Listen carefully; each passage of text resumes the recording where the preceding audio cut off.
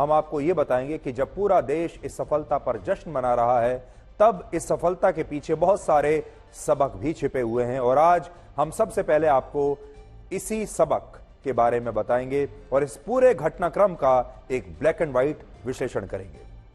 असल में ये वो सबक है जो आपके निजी जीवन में भी, जब भी आप कभी मुसीबत में फंसेंगे, तो ये सबक हमेशा आपके काम आएंगे। इस घटना से पहली और सबसे बड़ी सीख ये मिलती है कि टीम वर्क कभी भी व्यर्थ नहीं जाता।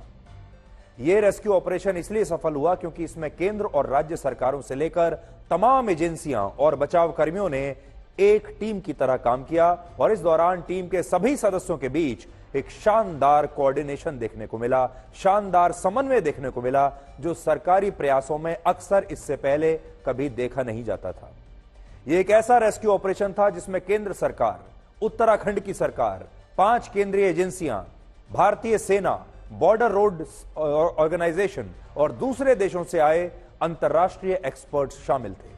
सोचिए, इतने सारी एजेंसियां, इतने सारे लोग जो अलग अलग जगहों से आए थे, अलग अलग इकोसिस्टम से आए थे, वो मिलकर काम कर रहे थे और ये सब एक टीम की तरह अगर काम नहीं करते तो शायद इन मजदूरों को बचाना बहुत मुश्किल होता। लेकिन इन सब ने अपनी अपनी भूमिका को समझा और एक टीम की तरह इन मजदूरों को 17 दिन बाद सुरंग से सुरक्षित और जिंदा बाहर निकाल लिया। अगर हमारे देश के बाकी के नेताओं के ऊपर ये सब बात छोड़ देते तो सोचिए इसी टीम के अंदर कितनी राजनीति शुरू हो जाती। इस घटना से दूसरी सीख ये मिलती है कि जिसके पास धैर्य होता है उसके पास सब कुछ है। यानी जिसके पास धैर्य है उसके पास सब कुछ है। धैर्य जीवन में बहुत बड़ी चीज है। इस घटना में ये 41 मजदूर 17 दिनों तक इस सुरंग के एक ऐसे हिस्से में फंसे रहे जहां अंधेरे के सिवाय कुछ नहीं था। सूर्य की एक किरण वहां पहुंच नहीं रही थी, ताजा हवा तक पहुंच नहीं रही थी। लेकिन इसके बावजूद इन मजदूरों के बीच कभी कोई झगड़ा या कोई विवाद नहीं हुआ। और यह एक बहुत बड़ी बात है जिस पर शायद आपका ध्यान नहीं गया होगा, क्योंकि जब रेस्क्यू टीम इन मजदूरों को पाइप के जरिए खाना भेज रही थी या जब इन्हें कल सुरंग से बाहर निकाला जा रहा था, तब इस बात की आशंका बनी हुई थी कि इन मजदूरों के बीच इस बात को लेकर विवाद हो सकता है, झगड़ा हो सकता है कि पहले कौन बाहर आएगा, या जब इन्हें खाना भेजा जा रहा था तो खाने को लेकर भी इनके बीच झगड़े की आशंका रहती थी।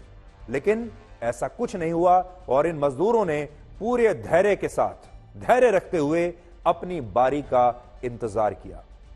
आज जब आप टीवी पर बिग बॉस जैसे रियलिटी शोज में देखते हैं कि एक ही घर में कुछ लोग बिना झगड़े और विवाद के 1 घंटे भी रह नहीं सकते, 1 दिन भी नहीं रह सकते, तब 17 दिन तक अंधेरी सुरंग में रहकर इन मजदूरों ने यह बताया है कि अगर धैर्य हो तो मौत की घड़ी में भी 41 लोग जो अलग अलग परिवारों से, अलग अलग जातियों से, अलग अलग क्षेत्रों से आते हैं, अलग अलग कल्चर से आते हैं, ये सारे 41 लोग एक साथ इस छोटी सी जगह में बिना झगड़ों के रह सकते हैं।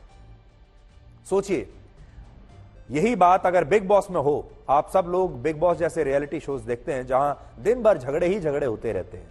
और इन मजदूरों से आज पूरे देश को सीखना चाहिए क्योंकि ये 17 दिन तक एक अंधेरी सुरंग में रहे और ये सब कुछ अपने धैर्य की वजह से खुशी खुशी वहां से बिना कोई झगड़ा किए, बिना कोई विवाद किए बाहर निकले हैं। यहां एक और अच्छी बात यह है कि इन मजदूरों ने इन 17 दिनों में कभी किसी बात को लेकर कोई शिकायत नहीं की और यह नहीं कहा कि उन्हें खाना देर से क्यों भेजा गया या खाना अच्छा नहीं था, उन्हें इतने दिन बाहर निकालने में क्यों लग रहे हैं। यानी इन मजदूरों ने शिकायतें करने में अपनी शक्ति नहीं लगाई, बल्कि ये धैर्य के साथ रेस्क्यू टीम के साथ पूरा कोऑपरेट करते रहे। जैसा जैसा रेस्क्यू टीम ने कहा वैसा वैसा ये मजदूर करते रहे और इन्होंने आखिरी दिन तक उम्मीद नहीं छोड़ी। ये सीखने वाली बात है। तीसरी सीख यह है कि जब इस रेस्क्यू ऑपरेशन में इतनी सारी एजेंसियां, सेना, सरकारें और बचाव कर्मी शामिल थे, तब किसी के बीच श्रेय लेने की लड़ाई नहीं थी।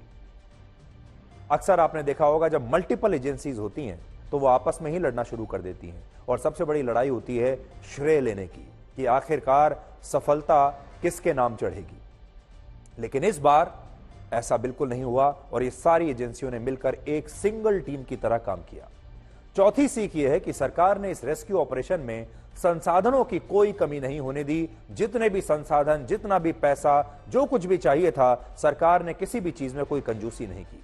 जब सामान्य मशीनों से सुरंग का मलबा हटाने में परेशानी हुई तब दिल्ली से अमेरिका में निर्मित सबसे बड़ी ड्रिलिंग मशीन को एयरलिफ्ट करके वहां पर ले जाया गया। इसके साथ ही अंतर्राष्ट्रीय विशेषज्ञों की एक टीम की मदद के लिए उत्तरकाशी भेजा गया और जब ये मशीनें भी फेल हो गईं, तब रैट माइनर्स की मदद ली गई। यानी सरकार ने इन मजदूरों को बचाने के लिए एक भी विकल्प को छोड़ा नहीं, हर विकल्प पर काम किया, छोटे से छोटे विकल्प पर और बड़े से बड़े विकल्प पर। 25 टन की मशीन भी लगाई और रैट माइनर्स को भी लगाया और इन मजदूरों को बचाने के लिए सारे संसाधनों को इस रेस्क्यू ऑपरेशन में सरकार ने झोंक दिया। इस घटना से 5वीं सीख ये मिलती है कि इस नए भारत में गरीब की जान भी उतना ही मायने रखती है जितनी अमीरों की, और गरीब की जान की भी उतनी ही कीमत है जितना किसी वीआईपी के जान की कीमत है। इस सुरंग में जो 41 मजदूर फंसे हुए थे वो कोई बहुत बड़े धन्ना सेठ नहीं थे, दिल्ली और मुंबई के कोई बड़े उद्योगपति नहीं थे, बड़े सेलिब्रिटीज नहीं थे, पैसे वाले लोग नहीं थे। ये सारे लोग इस देश के गरीब मजदूर थे जिनके परिवारों के पास कच्चा मकान तक नहीं। लेकिन इसके बावजूद सरकार ने इन मजदूरों की जान बचाने के लिए रेस्क्यू ऑपरेशन में किसी भी चीज की कोई कमी नहीं आने दी और इन गरीब मजदूरों को बचाने के लिए दूसरे देशों से भी एक्सपर्ट्स को बुलाया गया, जिससे यह पता चलता है कि अब भारत की सरकार के लिए एक एक जान मायने रखती है, फिर वो जान चाहे किसी भी जाति की हो, धर्म की हो, वर्ग की हो, जबकि पहले ऐसा नहीं होता था। और आज अगर आप देखें कि हमारे देश का कोई भी नागरिक, चाहे वो यूक्रेन में फंसा हुआ हो, चाहे वो सूडान में फंसा हुआ हो, चाहे वो इजराइल में फंसा हुआ हो, दुनिया के किसी भी जगह पर मुसीबत में अगर वो फंसा होगा तो हमारे देश की टीम, हमारे देश का विमान, हमारे देश के मंत्री, हमारे देश के लोग, हमारा रेस्क्यू ऑपरेशन करने वाले लोग उस व्यक्ति को बचाकर वापस अपने देश लेकर आते हैं। आपने ये कोविड में देखा होगा, जब कोविड में हमने पूरी दुनिया में रहने वाले भारतीयों को वापस स्पेशल फ्लाइट से भारत पहुंचाया, एक भी भारतीय को कहीं पर अकेले नहीं छोड़ा। आपने यूक्रेन और रशिया के युद्ध में देखा होगा, 22,500 लोगों को अलग अलग देशों से भारत वापस लेकर आए। सूडान के समय जब युद्ध हुआ वहां पर आपने देखा होगा, इजराइल के दौरान आपने देखा होगा। और हमारे देश में कुछ लोग अक्सर ये सवाल पूछते हैं कि नए भारत में ऐसा क्या है जो पुराने भारत में नहीं था, क्योंकि बड़ी चर्चा होती है इस बारे में कि ये नया भारत है, ये नया भारत है, और नए भारत में क्या नया है। तो कुछ लोग जब भी नया भारत शब्द आता है तो बड़े परेशान हो जाते हैं, चिढ़ जाते हैं, उनका चेहरा उतर जाता है या फिर कह लीजिए कि तमतमा जाता है गुस्से में कि ये नया भारत क्या चीज है। आज आपको बताते हैं नया भारत क्या है और ये पुराने भारत से अलग क्यों है। इस बात को आप वर्ष 1984 के भोपाल गैस त्रासदी कांड से समझ सकते हैं। यह वो घटना थी जब भोपाल में अमेरिका की एक बड़ी कंपनी के प्लांट से जहरीली गैस का रिसाव हुआ और इस गैस की वजह से भोपाल में हजारों लोग मारे गए थे। इस कंपनी के सीईओ थे वॉरेन एंडरसन, जिन्हें इस घटना के बाद भोपाल पहुंचने पर गिरफ्तार भी कर लिया गया था। लेकिन मध्य प्रदेश के तत्कालीन मुख्यमंत्री अर्जुन सिंह ने ही अपनी आत्मकथा में यह लिखा कि उस समय दिल्ली में गृह मंत्रालय के एक बहुत बड़े अधिकारी ने उन्हें फोन किया और वॉरेन एंडरसन को छोड़कर उन्हें एयरपोर्ट पहुंचाने के लिए कहा कि वॉरेन एंडरसन को वहां से तुरंत छोड़िए, एयरपोर्ट पहुंचाइए, वहां पर एक सरकारी प्लेन उनका इंतजार कर रहा है और उन्हें दिल्ली भेज दीजिए। कांग्रेस पार्टी अर्जुन सिंह के इस दावे को गलत बताती है, लेकिन यह कड़वा सच है कि उस समय वॉरेन एंडरसन को एक सरकारी फ्लाइट से भोपाल से दिल्ली लाया गया था। यह तो सच है जिसे कोई नकार नहीं सकता। कांग्रेस पार्टी भी इस सच्चाई को नकार नहीं सकती कि वॉरेन एंडरसन भोपाल से छूटकर दिल्ली आया। अब किसके कहने पर आया, इस पर विवाद हो सकता है, लेकिन आप सोच लीजिए 1984 में सरकार किसकी थी, मध्य प्रदेश में किसकी सरकार थी, केंद्र में किसकी सरकार थी, अब आप सोच लीजिए। और सरकार के बिना चाहे क्या वॉरेन एंडरसन जैसा अपराधी जिसने हजारों लोगों की जान ले ली हो, अगर सरकारी आंकड़ों से जाएं तो सरकारी आंकड़े भी कहते हैं कि लगभग 3700 लोग मारे गए थे, और ये वॉरेन एंडरसन जो उनकी मौत का जिम्मेदार था, ये बड़े आराम से भोपाल से दिल्ली आ गया और दिल्ली से वॉरेन एंडरसन बहुत ही आराम से भारत छोड़कर भाग गया। इसके अलावा जिस सरकारी फ्लाइट से वॉरेन एंडरसन को दिल्ली लाया गया था, उसके पायलट्स ने बताया था कि वॉरेन एंडरसन को एयरपोर्ट पर छोड़ने के लिए भोपाल के उस समय के एसपी, भोपाल मध्य प्रदेश पुलिस में जो एसपी थे भोपाल के, स्वराजपुरी खुद वॉरेन एंडरसन के साथ गाड़ी में बैठकर आए थे, जिसकी वजह से भोपाल में हजारों लोगों की जान लेने वाला वॉरेन एंडरसन भारत से हमेशा के लिए भागने में कामयाब रहा। 1984 की वही तस्वीरें आज हम आपको दिखा रहे हैं। इसी कार में आप देख लीजिए वॉरेन एंडरसन है, देखिए। तो ये वो समय है जब अपराधियों का रेस्क्यू होता था, यानी एक वो भारत था जब आम लोगों की जान लेने वाले लोगों को, अपराधियों को रेस्क्यू किया जाता था, उन्हें बाहर निकाला जाता था ताकि वो सुरक्षित भाग जाएं। और एक ये नया भारत है जब सरकार गरीब मजदूरों को रेस्क्यू करने के लिए अपने सारे संसाधन जुटा लेती है और यह बताती है कि इस देश में गरीब की जान की भी उतनी ही कीमत है जितना अमीर के जान की। आपको थोड़ा कुछ पढ़कर भी मैं बताता हूं। यह सवाल राज्यसभा में भी पूछा गया था और राज्यसभा का ही एक पेपर आज मैं अपने साथ लेकर आया हूं, जिसमें सवाल क्या है, देखिए। Whether it is a fact that Mr. Warren Anderson, the main culprit of Bhopal gas tragedy, was allowed to flee the country. Hindi में मैं बताऊं तो सवाल यह है कि क्या यह सही है कि वॉरेन एंडरसन, जो कि भोपाल गैस ट्रेजेडी का मुख्य अपराधी था, क्या उसे देश से भाग जाने दिया गया था? यह सवाल है। अब जवाब सुनिए मैं इसमें जवाब क्या है, और यह सरकारी जवाब है। Anderson came to India on 16/12/84 and visited Bhopal on 7/12/1984.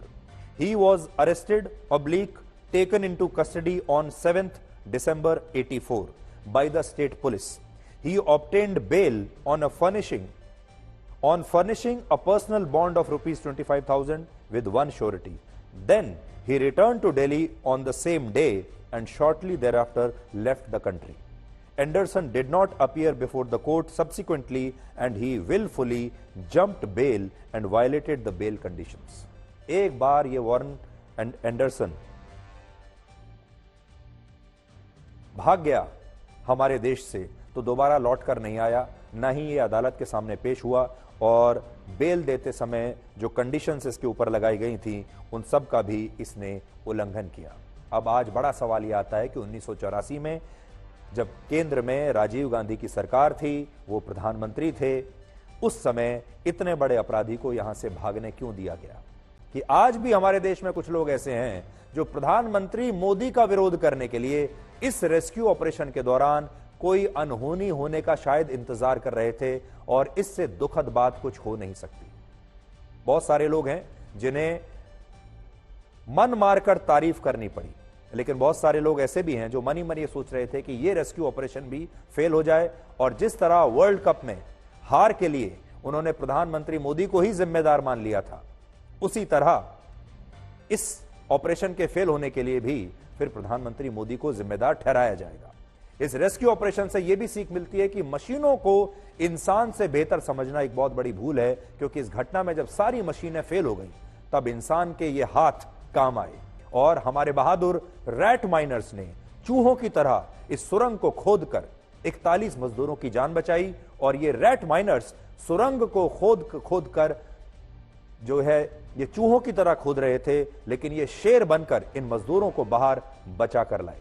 और इस पूरी घटना से यह भी सीख मिलती है कि योग से बड़ी शक्ति कोई और नहीं है। जो लोग योग की शक्ति में विश्वास नहीं करते, आज उन्हें यह भी जानना चाहिए। जब ये मजदूर सुरंग के अंदर फंसे हुए थे, तब उन्होंने अपना मानसिक संतुलन बनाए रखने के लिए योग किया, और योग की वजह से ये खुद को 17 दिनों तक सुरंग के इस छोटे से अंधेरे हिस्से में संयमित और स्वस्थ रख पाए। और सबसे बड़ी बात यह है कि ये मजदूर सुरंग से जब बाहर निकले तो ये अपने पैरों पर खड़े हुए थे। वैसे तो वहां स्ट्रेचर्स का भी इंतजाम था, इन्हें सुरंग से एम्बुलेंस में ले जाने के लिए स्ट्रेचर्स की व्यवस्था की गई थी, लेकिन स्ट्रेचर्स की इन्हें कोई जरूरत ही नहीं पड़ी, और ये लोग हंसी खुशी अपने पैरों पर चलकर बड़े आराम से इस सुरंग से बाहर निकले। और यह बात इन्होंने खुद अपनी आप बीती में बताई है। और जिस दिन ये मजदूर उत्तरकाशी की सुरंग में फंसे थे, उस दिन दिवाली का त्योहार था, लेकिन इन मजदूरों के परिवारों के लिए दिवाली आज है। और आज उन्होंने उत्तराखंड के मुख्यमंत्री पुष्कर सिंह धामी के घर पर उन्हीं के साथ मिलकर दिवाली का यह त्योहार मनाया है। आज आपको यह भी देखना चाहिए कि हमारे देश के जो लोग वर्ल्ड कप की हार के लिए प्रधानमंत्री मोदी को जिम्मेदार ठहरा रहे थे, आज वही लोग इस रेस्क्यू ऑपरेशन की सफलता के लिए प्रधानमंत्री मोदी को श्रेय देने का विरोध कर रहे हैं, और कह रहे हैं कि प्रधानमंत्री ने ऐसा किया ही क्या है जो उन्हें इस सफलता का जरा भी श्रेय दिया जाए। लेकिन सोचिए, वर्ल्ड कप के फाइनल में भी प्रधानमंत्री मोदी ने ऐसा क्या किया था कि ये सारे लोग तब उस हार का दोष प्रधानमंत्री मोदी पर डाल रहे थे। इन लोगों को हम आज ये बताना चाहते हैं कि इस रेस्क्यू ऑपरेशन के दौरान प्रधानमंत्री कार्यालय पूरी तरह से सक्रिय था और प्रधानमंत्री मोदी स्वयं हर रोज कम से कम दिन में 2 बार फोन पर इस रेस्क्यू ऑपरेशन के बारे में पूरी जानकारी लेते थे। और हमें पता चला है कि कल भी जब मजदूरों को सुरंग से बाहर निकाला गया तब प्रधानमंत्री इस रेस्क्यू ऑपरेशन को अपने दफ्तर में बैठकर लाइव टेलीविजन पर स्क्रीन पर देख रहे थे। और जब मजदूरों को सुरंग से बाहर निकाला गया तब वो खुद भी बहुत भावुक हो गए थे। इसके अलावा प्रधानमंत्री नरेंद्र मोदी ने सुरंग से बचकर आए इन मजदूरों से बातचीत भी की, जिसमें इन मजदूरों ने प्रधानमंत्री को अपने संघर्ष की पूरी कहानी बताई और आज ये कहानी पूरे देश को सुननी चाहिए। हेलो, नमस्ते सर। नमस्ते। क्या शुभ नाम आपका? शबा अहमद बोल रहा हूँ sir, Navayuga engineering company limited से सर। सबसे पहले तो मैं सभी आपके और आपके सभी साथियों को बधाई देता हूँ। एक सुखरूप हम इतने संकट के बाद भी निकल पाए। आप लोगों ने बहुत बड़ी हिम्मत दिखाई और एक दूसरे का हौसला बनाए रखा। ये सबसे बड़ी बात है, क्योंकि ऐसे समय यानी रेलवे के डिब्बे में भी साथ साथ चलते हैं तो कभी न कभी तो तू में हो जाती है, लेकिन उसके बावजूद भी आपने सारा धैर्य रखा। मैं लगातार जानकारियां लेते रहता था। आप कुछ करना चाहेंगे? मैं कह रहा हूँ कि सर हम लोग आज का दिन लेके सर 18 दिन तक टनल में हम लोग सब फंसा था सर, लेकिन हम लोग को एक दिन भी कुछ ऐसा एहसास नहीं हुआ कि हम लोगों को कुछ ऐसी कमजोरी हो रही है या कुछ ऐसा घबराहट हो रहा है। ऐसा कुछ नहीं हुआ, क्योंकि सर हम लोग 41 मेंबर्स थे सर और सब अदर स्टेट से सर, लेकिन ऐसी कोई बात नहीं। हम लोग सब भाई के जैसे रहते थे सर। खाना आता था, खाना भी सब मिलजुल के बांट के सब एक जगह भी हम लोग खाते थे सर। और रात में खाना खाने के बाद भी जितने भी हमारे आदमी थे सबको मैं बोलता था कि चलो एक बार टहलते हैं। मतलब टनल का जो हमारा लेंथ है सर 2.5 मीटर हो गया सर, ठीक है, वेस्ट का वेट 2.5 किलोमीटर हो गया सर। उसमें हम लोग टहलते थे सर। और मॉर्निंग का जब समय होता था तो हम अपने बंदों से बोलते थे कि देखिए हम लोग खा रहे हैं पी रहे हैं और तो हम लोग को कुछ काम है नहीं अंदर में, तो थोड़ा योगा वगैरह ये सब मॉर्निंग वॉक थोड़ा करते हैं अंदर ही में, बाहर में तो जाने का कोई ऐसा है चीज है नहीं। हाँ, इस बार तो पीके सिंह भी पूरा समय वहाँ रहे और डिसिप्लिन जैसे उनकी जो सोल्जर वाली ट्रेनिंग है ना, वो पूरी ट्रेनिंग इस बार उन्होंने दिखाई। गब्बर सिंह नमस्ते। सर जय हिंद, राम राम, नमस्कार सर। नमस्कार गब्बर सिंह, जय हिंद।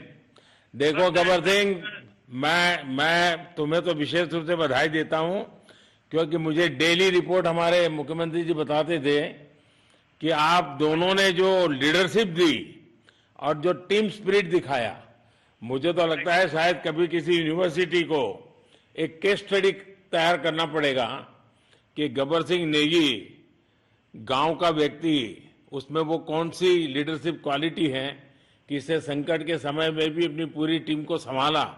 और आप तो लोकल होने के कारण आप बहुत आसानी से चीजें समझा भी पा रहे थे। तो मैं आपकी तरफ से सुनना चाहूंगा गब्बर। सर ये सब आप लोगों का आशीर्वाद था सर, आप लोगों ने हमारा हौसला बढ़ाया सर। हमारे माननीय मुख्यमंत्री पुष्कर सिंह धामी साहब हमसे बात करते थे सर, वो हमसे हमारे कॉन्टेक्ट में बराबर बने रहते थे सर। आप जैसे हमारे देश के प्रधानमंत्री है सर, आप जो है जब बाहर से हमारे देश के अदर कंट्री से आप लोग खींच के इंसान को बचा के ला सकते सर, तो हम तो सर अपने घर में थे, इसलिए हमें कोई दिक्कत नहीं सर। नमस्कार सर। नमस्ते जी। जी सर, मैं अखिलेश बोल रहा हूँ सर। अखिलेश कहाँ से हो? जी सर, मैं यूपी से मिर्जापुर से हूँ सर। मिर्जापुर से हैं। चलिए, मैं भी यूपी वाला हूँ। जी सर, जी सर। अच्छा बताइए अखिलेश। जी सर। आपको क्या कहना है, बताइए। जी सर, हमको कहना है यही है सर कि हमारी जितनी भी टीम लगी हुई थी सर, पुष्कर सिंह धामी सर जो भी थे सर, बराबर हालचाल लेते रहते थे सर। हम लोग को हौसला हम लोग का सर बुलंद रहता था। बाकी अंदर में सर कोई खाने पीने की सर कोई कमी नहीं रहती थी। और हम लोग जिस तरह से निकले सर, हम लोग को सबसे ज्यादा खुशी है सर, उससे ज्यादा भी सर बाहर वालों को खुशी है सर। वो लोग भी सर दिन रात मेहनत किए हुए हैं सर। इसलिए मैं सर सबको पूरे देश को खुशी है, अखिलेश, पूरे देश को और दुनिया में भी, क्योंकि मेरी अभी एक G20 समिट थी, तो दुनिया के नेता भी उत्तराखंड की घटना को लेकर के चिंता अपनी व्यक्त करते थे। तो सारी दुनिया को चिंता होती है किसी भी ऐसे घटना में, तो सारा हिंदुस्तान आपके साथ था और आप लोगों ने, लेकिन अंदर आपको दिन रात का तो पता चलता नहीं होगा जब तक वो छेद नहीं हुआ। हाँ सर, हम लोग का मोबाइल वगैरह तो पर सर हम बचा के रखते थे, टाइम देखने के लिए ऑन करते थे। नहीं, मुझे जब वो पहली बार छेद कर करके चीजें भेजना शुरू किया तो मुझे लगा कि अब हम संभाल पाएंगे, क्योंकि तब तक मुझे चिंता थी, क्योंकि इसमें सबसे बड़ा जब सूर्य का प्रकाश नहीं मिलता है तो स्थिति बिगड़ना शुरू हो जाती है। वही सर है ना सर।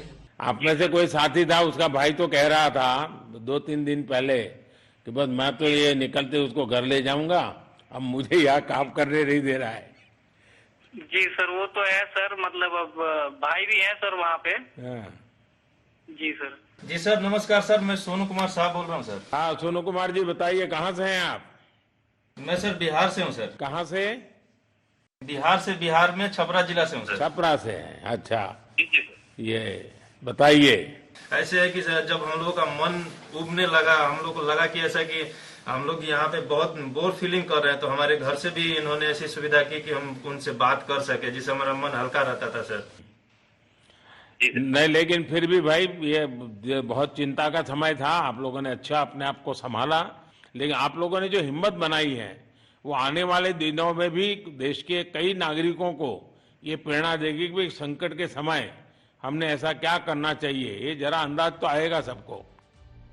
अब सेलिब्रेशन तो बहुत हो रहा है, जश्न बहुत मनाया जा रहा है, लेकिन क्या इस जश्न के बीच हम उन गलतियों को भूल सकते हैं जिन गलतियों की वजह से इन मजदूरों की ये हालत हुई और इन्हें 17 दिन तक उस अंधेरी सुरंग में बिताने पड़े?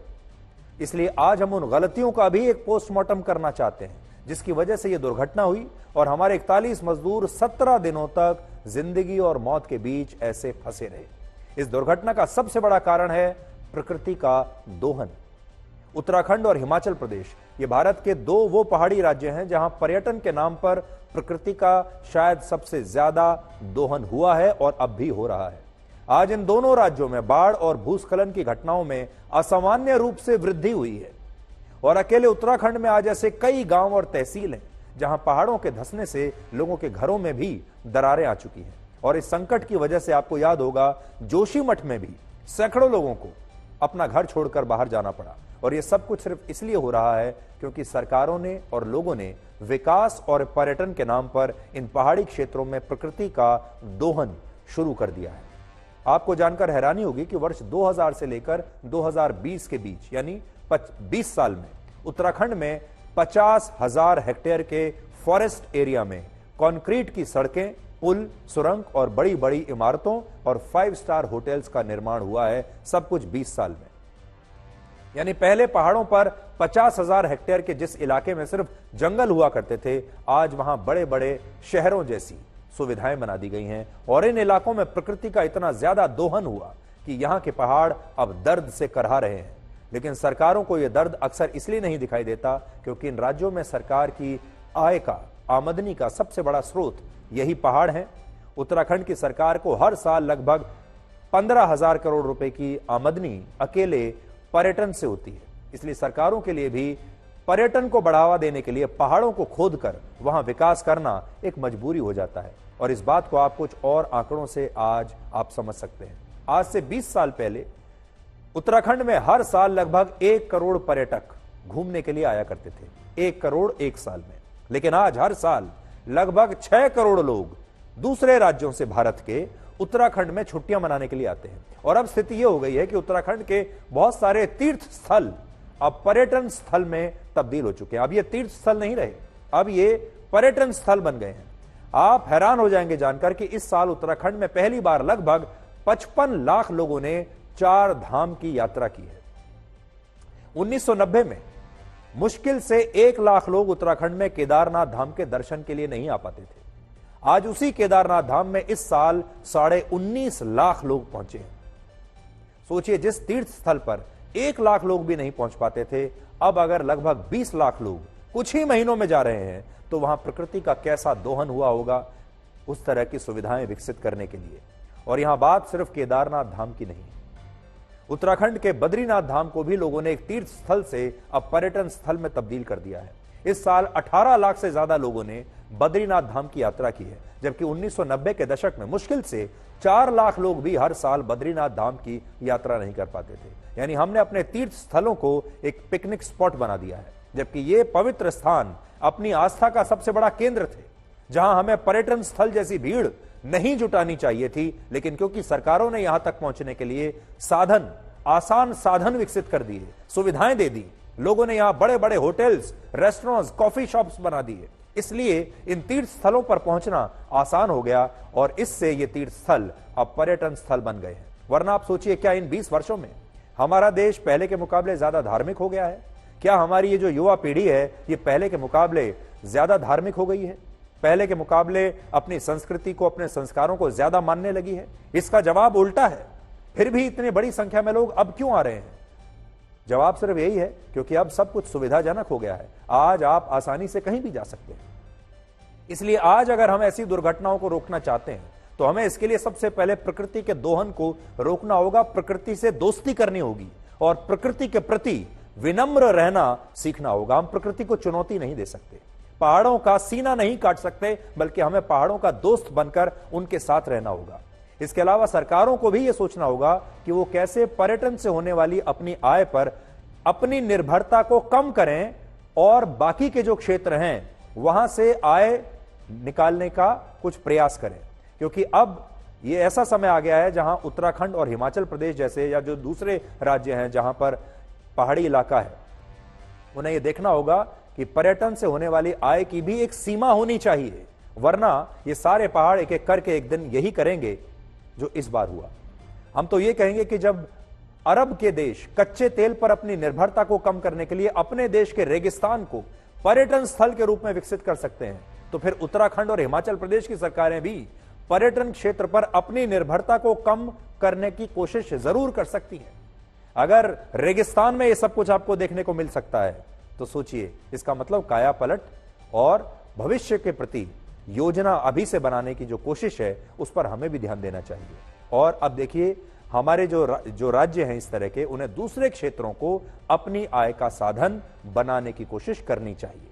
आज इस बात का भी पोस्टमार्टम करना जरूरी है कि क्या उत्तरकाशी में हुई इस दुर्घटना को टाला जा सकता था और क्या घटना में सुरंग बनाने वाली कंपनी से कोई लापरवाही हुई है। क्योंकि देखिए, कंपनी के बारे में तो कोई बात ही नहीं कर रहा। जो कंपनी इस 4.5 किलोमीटर लंबी सुरंग का निर्माण कर रही थी, उस कंपनी का नाम है नवयुगा इंजीनियरिंग कंपनी लिमिटेड। यह भारत की वही कंपनी है जिसने असम में ब्रह्मपुत्र नदी पर देश के सबसे बड़े पुल का निर्माण किया था और वर्ष 2020 में इस कंपनी को उत्तराखंड के सबसे बड़े रेल लाइन प्रोजेक्ट की भी जिम्मेदारी मिली थी, जिसे Rishikesh Karnaprayag rail line project कहा जाता है। लेकिन यहां एक तथ्य यह भी है कि इस कंपनी के कामकाज के तरीकों को लेकर अक्सर सवाल उठते रहे हैं। इसी साल महाराष्ट्र के ठाणे जिले में एक एक्सप्रेसवे के निर्माण के दौरान बहुत बड़ी दुर्घटना हुई थी, जिसमें 20 मजदूरों की मौत हो गई थी और यह एक्सप्रेसवे भी नवयुगा नाम की इसी कंपनी द्वारा बनाया जा रहा था, जिसके बाद पुलिस ने इस कंपनी के सब कॉन्ट्रैक्टर्स के खिलाफ एक FIR भी दर्ज की थी। और अब इस मामले में भी इस कंपनी के खिलाफ कार्रवाई की मांग की जा रही है और कहा जा रहा है कि अगर इस कंपनी ने मुख्य सुरंग के निर्माण के साथ एक सर्विस टनल बनाई होती तो शायद ये मजदूर इस सुरंग में नहीं फंसते।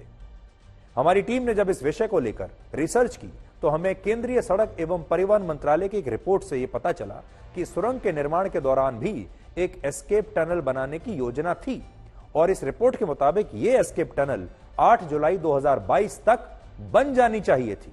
लेकिन ऐसा हुआ नहीं और जब 12 नवंबर को सुरंग का मलबा अचानक से धंसा तो 41 मजदूर अंदर ही फंस गए।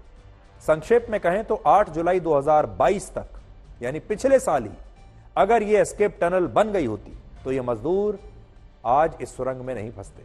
हालांकि इस कहानी का एक और पक्ष है और वो ये कि अक्सर ऐसे एस्केप टनल का निर्माण तब होता है जब मुख्य सुरंग में ड्रिलिंग यानी खुदाई का काम पूरा हो जाता है, जबकि इस घटना में 441 मीटर की खुदाई अब भी बाकी थी। इसके अलावा यह कंपनी भारत के आंध्र प्रदेश राज्य से आती है वहां इस कंपनी को लेकर सत्तारूढ़ पार्टी वाईएसआर कांग्रेस और चंद्रबाबू नायडू की पार्टी टीडीपी के बीच भी काफी विवाद है। वाईएसआर कांग्रेस का आरोप है कि जब चंद्रबाबू नायडू आंध्र प्रदेश के मुख्यमंत्री थे तब उनकी सरकार इस कंपनी पर काफी मेहरबान थी और इस कंपनी को टीडीपी की सरकार में नियमों की अनदेखी करते हुए कई प्रोजेक्ट्स के कॉन्ट्रैक्ट मिले थे जिन्हें मौजूदा सरकार ने बाद में रद्द कर दिया। इसके अलावा इस कंपनी के खिलाफ टैक्स चोरी और आर्थिक अनियमितताओं के मामले में भी 2 बार इनकम टैक्स की रेड हो चुकी है और अब इस घटना के बाद भी ये कंपनी सवालों के घेरे में है और केंद्रीय सड़क और परिवहन मंत्री नितिन गडकरी ने कहा है कि सरकार इस टनल का एक सेफ्टी ऑडिट करवाएगी और उत्तराखंड के मुख्यमंत्री पुष्कर सिंह धामी ने भी कहा है कि सरकार इस सुरंग के साथ जो और सुरंगें राज्य में बन रही हैं उनकी भी समीक्षा करेगी और जांच के बाद जो जरूरी कदम होंगे वो उठाए जाएंगे। ये घटना ने भी हमको सीखने के लिए बहुत कुछ मिला है। अब हम लोग इसके बारे में टनल का सेफ्टी ऑडिट भी करने वाले हैं और टेक्नोलॉजी के साथ कैसे हम लोग ज्यादा से अच्छी टेक्नोलॉजी का उपयोग कर सके ये भी कोशिश करेंगे। हिमालय का स्टार्टा बहुत ही फ्राजिल है और इसीलिए स्वाभाविक रूप से वहां काम करना भी बहुत कठिन है, पर इसके ऊपर हमको उपाय ढूंढना होगा। हम निश्चित रूप से उपाय ढूंढेंगे। जितने भी इस प्रकार के हमारे प्रोजेक्ट चल रहे हैं सबकी समीक्षा करेंगे और भारत सरकार भी अपने स्तर पर सबका सेफ्टी जो ऑडिट है वो करवाने का निर्णय वहाँ से हो चुका है। तो चूंकि इकोलॉजी भी चलेगी और इकोनॉमी भी रहे, इकोलॉजी और इकोनॉमी दोनों बनी रहे, उसी के आधार पर हम लोग आगे बढ़ेंगे। अब हम आपको उन रैट माइनर्स के बारे में बताएंगे जिन्होंने इस रेस्क्यू ऑपरेशन में एक बड़ा चमत्कार दिखाते हुए इन 41 मजदूरों की जान बचाई है। लेकिन आज हमें इस बात का दुख भी है कि जब इन रैट माइनर्स की बहादुरी की बात होनी चाहिए थी तब हमारे देश के कुछ लोगों को ये रैट माइनर्स नहीं बल्कि उनका सिर्फ धर्म दिखाई दे रहा था और ये पहली बार नहीं हो रहा जब धर्म की बात बीच में आई है। हमारे देश में एक विशेष वर्ग के लोगों की असफलता को सिर्फ धर्म के चश्मे से ही देखा जाता है, लेकिन जब बहुसंख्यक आबादी वाले धर्म से कोई व्यक्ति ऐसी ही सफलता अर्जित करता है तो उसकी सफलता में धर्म की बात को सांप्रदायिक माना जाता है। यानी सफलता अगर एक वर्ग के आदमी को मिले तो अलग बात है और दूसरे वर्ग का व्यक्ति हासिल करे तो अलग बात है। और अक्सर कहा जाता है कि यहां धर्म का क्या काम है। तो आज हम यही कहना चाहते हैं कि मजदूरों की जान बचाने वाले इन रैट माइनर्स की प्रशंसा होनी चाहिए, चाहे किसी भी जाति के हों, किसी भी धर्म के हों।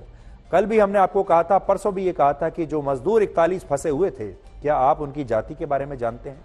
क्या उनके धर्म के बारे में जानते हैं? किसी ने बात तक नहीं की, क्योंकि वो इंसान है और भारत के नागरिक हैं। इसी तरह जो बचाने वाले हैं वो भी इंसान हैं और इसी देश के नागरिक हैं। इसमें धर्म कहां से आया? लेकिन अगर यह प्रशंसा सिर्फ इन रैट माइनर्स का धर्म देखकर की जा रही है तो यह सही नहीं होगा। रैट माइनर्स की इस टीम का 2 लोग नेतृत्व कर रहे थे, जिनमें एक बचाव कर्मी का नाम है मुन्ना कुरैशी और दूसरे का नाम है वकील हसन। और ये इस रेस्क्यू ऑपरेशन के असली नायक हैं और ये ब्लैक एंड व्हाइट में आज हमारे खास मेहमान हैं। इसलिए आज देश के इन 2 नायकों से हम आपका परिचय करवाना चाहते हैं। मुन्ना कुरैशी, आपका ब्लैक एंड व्हाइट में स्वागत है और मेरा आपसे पहला सवाल यही है कि जहां मशीन नहीं पहुंची, जहां टेक्नोलॉजी नहीं पहुंची, वहां आप कैसे पहुंच पाए? हिम्मत और जुनून था एक टारगेट मिल गया था हमें। अच्छा, हमारे किस्मत की बात है। और फिर उनकी एक जान थी और किसी की जान जाना अच्छा नहीं है, क्योंकि हमारा हिंदुस्तान का नागरिक है और वो भी ऐसी मुफ्त में चले जाए, बहुत वो होता है। ये बताइए कि मजदूरों तक पहुंचने के लिए आपने कितने घंटे लगातार बिना सोए काम किया? मैं 48 घंटे जागा था, जिसमें 26 घंटे हमारा प्रॉपर काम चला था, क्योंकि बस मैं यही सोच रहा था ओगर निकले फिर हम इसमें लगे। मैं उस ओगर के चक्कर में जागता रहा था। जब ओगर निकल गया हम उसी में लग गए तुरंत, ना सोए ना कुछ।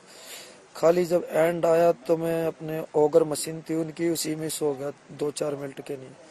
मगर ये था, हमने अपना मिशन सक्सेस कर लिया था। इस रेस्क्यू ऑपरेशन के दौरान आपने बताया आप सो पाए, बहुत ही कम सो पाए। इस दौरान क्या आपको नींद नहीं आई? और इसके बाद जब आप सोए रेस्क्यू ऑपरेशन के बाद, तब कैसी नींद आई? मेरे को नींद रात सोया हूँ मैं, अब मुझे इतनी नींद आ रही है, फिर भी अब एहसान मैं ये भी नहीं कह सकता, इंटरव्यू नहीं दे रहा क्योंकि लोग सोचेंगे पता नहीं क्या है। मेन मकसद ये है, अब मैं मना भी नहीं कर सकता ना किसी को, भाई है मेरे। एक नींद क्या, मैंने आपको अभी बताया था, मैं अपने भारत के चक्कर में कुछ भी कर सकता हूँ, अपने देश के चक्कर में। मैं अपने देश के चक्कर में जान ले भी सकता हूँ और दे भी सकता हूँ। यह आपने बहुत अच्छी बात कही मुन्ना कि आप अपने देश के चक्कर में कुछ भी कर सकते हैं। अब आप देश के लोगों के लिए एक बहुत बड़े हीरो बन गए हैं, कैसा लग रहा है आज आपको? मुझे बहुत बड़ी खुशी है, मुझे बहुत बड़ी खुशी है। मैं बहुत खुश हूँ इस पल को देख के। ये पल मेरे लिए बहुत अनमोल है। कुछ लोग आपके नाम पर धर्म का भी प्रचार कर रहे हैं और बार बार आपके धर्म को लेकर कहा जा रहा है कि क्योंकि आप इस खास धर्म से आते हैं, इसी को लेकर एक बड़ा मुद्दा बनाया जा रहा है। ऐसे लोगों से जो आपके धर्म के नाम पर राजनीति कर रहे हैं, उनसे आप कुछ कहना चाहते हैं? मैं आपको बोलता हूँ, जो दो चार जो होते हैं ना, जो दो चार होते हैं वो बेकार है, जो धर्म के नाम पे भड़काते हैं। मगर मेरा मानना है कोई हिंदू मुसलमान नहीं है हिंदुस्तान में, सब एक है, सब इंसान है। इधर ये नहीं माना जाता कौन मुसलमान कौन हिंदू, इधर ये माना जाता है सब एक है। यहाँ पे क्या है, सब एक होकर रह रहे हैं। तो अब जो दो चार आजकल राजनीति चमकाना चाहते हैं वो कर देते हैं ये काम को। नहीं तो क्या है, एक आता है राम और रहीम, इसमें क्या है, राम भी है और रहीम भी है, ऐसा कुछ नहीं है। सब ये तो भड़का भाषण देते हैं लोग, आपस में किले से करवाते हैं। मगर हिंदू मुसलमान सब साथ में रहते हैं। कौन हिंदू है कौन मुसलमान, सब साथ में रह रहे हैं। मैं अब हम जो 12 लड़कों की टीम है उसमें 6 हिंदू है 6 मुसलमान है, कोई कह देगा। और हम साथ में खाते हैं, साथ में उठते, साथ में बैठते हैं। मेरा जन्म हिंदुओं में कट गया, अब वो मेरे लिए हिंदू नहीं, मेरे लिए मुसलमान भी और हिंदू दोनों भाई है। वो मैं नहीं मानता मुसलमान और हिंदू, मैं मानता हूँ भाई। मुन्ना कुरैशी, आपने बहुत अच्छी बात कही है और ये लोग जो आपके धर्म को सबसे ऊपर लाने की कोशिश कर रहे हैं, राजनीति कर रहे हैं, उन्हें आपने एक बहुत अच्छा जवाब दिया है। रैट माइनर्स की इस टीम के एक और हीरो इस समय हमारे साथ हैं और उनका नाम है वकील हसन। वो भी हमारे साथ जुड़े हुए हैं, वो असल में मुन्ना के साथ ही हैं इस समय। और वकील, आपसे मेरा पहला सवाल यही होगा कि इस असंभव से दिखने वाले रेस्क्यू ऑपरेशन को आप संभव कैसे कर पाए? सर, ये हमारे लिए बड़े गर्व की बात है जो हमारे द्वारा इस काम को अंजाम दिया गया। वरना दुनिया में और भी बहुत लोग पड़े हुए हैं जो ये काम कर सकते थे, लेकिन ऊपर वाले की कृपा से ये काम हमारी किस्मत में लिखा था। और सबसे बड़ी बात, इस काम को हमने बहुत अच्छे तरीके से खत्म भी कर दिया। जो हमारे 41 भाई सुरंग के अंदर थे, उनको हम बिल्कुल सकुशल बाहर लेके आ गए। ये हमारे लिए बहुत बड़ी अचीवमेंट की बात है। और इसके लिए सर मैं कहूँगा, हमारे ब्रिज एंड रूट्स के देहरादून से हैं अशोक जी, उन्होंने मेरे पे भरोसा करके यहाँ पे भेजा था। उन्हें पता था मैं काम कर सकता हूँ, क्योंकि मैं 2-2.5 किलोमीटर करीब लाइन डाले थे सर, इसी मेथड से डाले थे सर देहरादून में। तो उन्होंने बोला था सर वहाँ आपको ये काम करके आना है और इसको करना ही करना है। सर मुझे तो इस चीज़ का वो था कि मुझे ये मौका मिले और मैं इस काम को अंजाम दूँ। सर ये मेरे लिए बहुत गर्व की बात है सर, और मैं आपको अपनी फीलिंग्स बता नहीं सकता कि मुझे कितनी खुशी महसूस हो रही है ये काम करके। सर वकील हसन, क्या आपने कभी ये कल्पना की थी कि आप रातों रात इस तरह हमारे देश के लोगों के लिए एक हीरो बन जाएंगे, इस देश के एक नायक बन जाएंगे?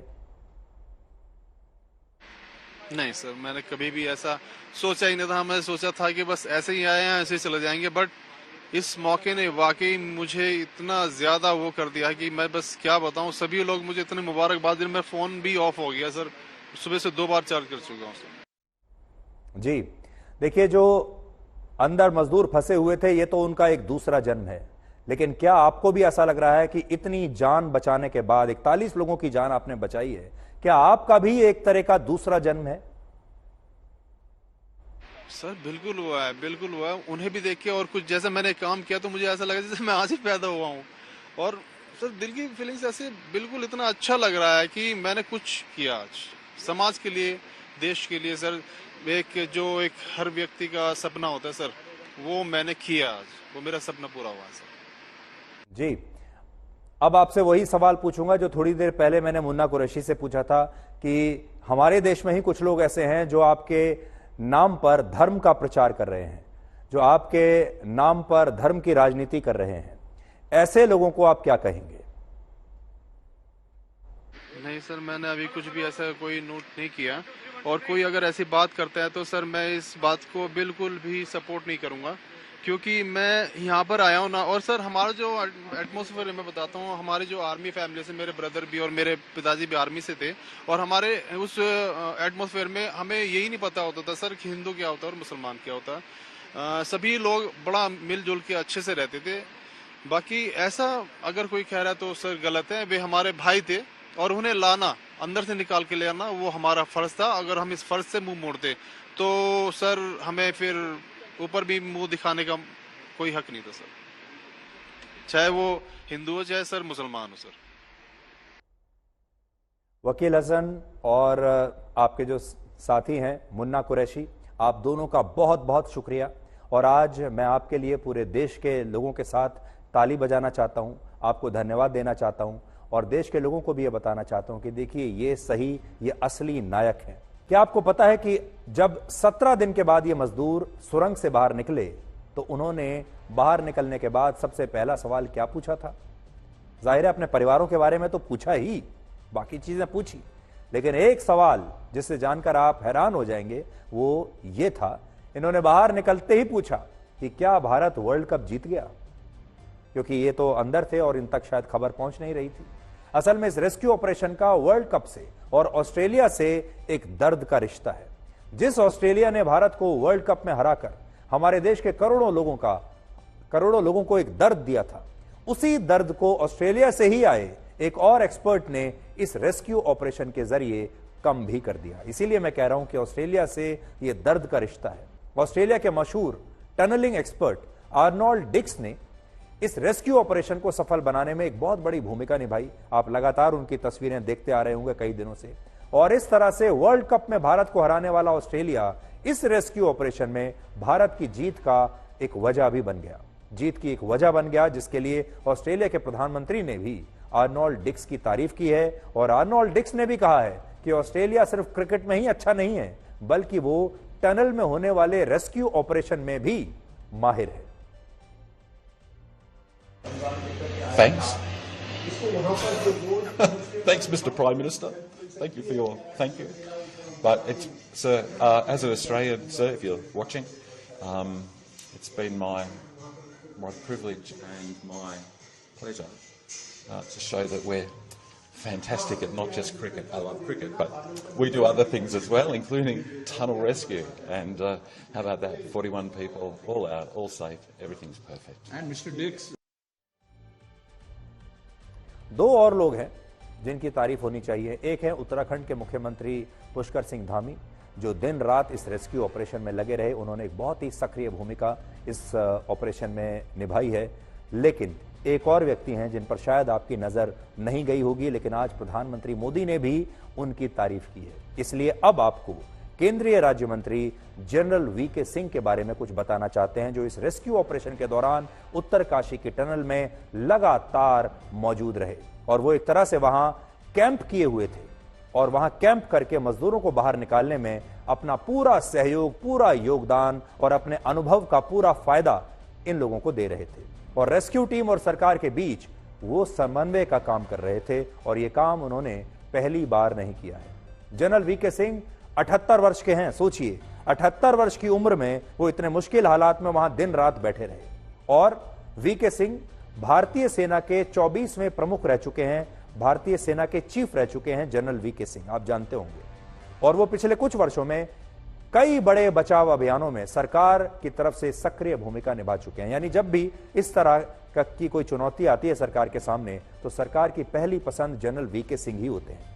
जब ऑपरेशन गंगा के तहत सरकार ने 22,000 से ज्यादा भारतीयों को यूक्रेन के युद्ध क्षेत्र से निकाला था, तब जनरल वीके सिंह पोलैंड में लगातार कई दिनों तक रहकर इन लोगों को, छात्रों को रेस्क्यू कर रहे थे। इसके अलावा 2018 में जब दक्षिणी सूडान से भारतीयों को रेस्क्यू किया गया, तब भी जनरल वीके सिंह ही दक्षिणी सूडान में इस रेस्क्यू ऑपरेशन के पूरा होने तक वहां मौजूद रहे और इस रेस्क्यू ऑपरेशन को भी लीड किया उन्होंने। इसके अलावा 2015 में जब यमन में ऑपरेशन राहत चलाया गया और वर्ष 2018 में जब इराक में फंसे भारतीयों को वहां से सुरक्षित भारत लाना था, तब भी जनरल वीके सिंह इराक में ऐसे ही लगातार कई दिनों तक मौजूद रहे थे। इसलिए आज जनरल वीके सिंह को भी धन्यवाद देने का दिन है। उन्होंने एक आर्मी चीफ के तौर पर तो इतना अच्छा काम किया ही, लेकिन जब किसी सरकार में एक सोल्जर होता है, और वो भी एक आर्मी चीफ के स्तर का सोल्जर अगर सरकार में होता है, तो सरकार को उसके बड़े फायदे होते हैं। और इस पूरे ऑपरेशन में भी, और जो मैंने अभी आपको ऑपरेशन गिनाए, ये सारे ऑपरेशन ऐसे थे जहां एक सोल्जर होने के नाते जनरल वीके सिंह का एक बहुत बड़ा अपना एक अनुभव रहा है, एक एक्सपर्टीज रही है। उनका अनुशासन, उनकी ट्रेनिंग और उनका अनुभव भारत के बहुत काम आया है और इस ऑपरेशन में भी उन्होंने अपना जो योगदान दिया है उसे हमेशा याद रखा जाएगा। कर्मों की आवाज शब्दों से भी ऊंची होती है। दूसरों को नसीहत देना और आलोचना करना सबसे आसान काम है, लेकिन सबसे मुश्किल है चुप रहकर आलोचना सुनना।